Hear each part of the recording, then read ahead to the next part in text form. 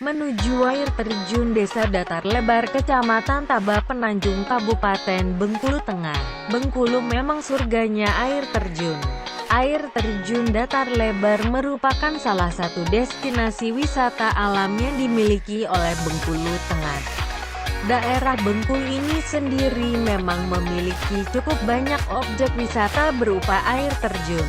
Salah satu air terjun dengan keindahan yang tersembunyi di balik hutan belantara adalah air terjun Datar Lebar.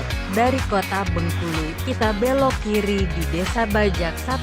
Untuk menuju air terjun ini para traveler harus membutuhkan tenaga ekstra. Akses menuju ke lokasi air terjun Datar Lebar terlihat cukup sulit. Setelah ini kita belok kanan menuju Desa Datar Lebar.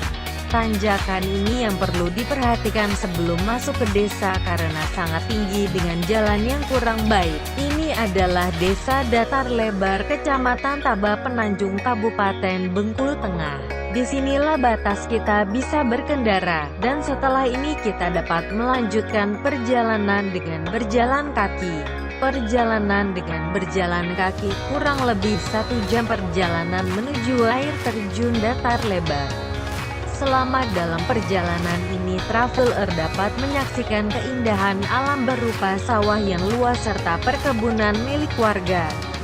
Meskipun medan untuk menuju lokasi air terjun bisa dikatakan sulit, bisa bayangkan jika musim hujan, keadaan tanah yang basah dan berlumpur semakin sulit untuk menuju lokasi air terjun.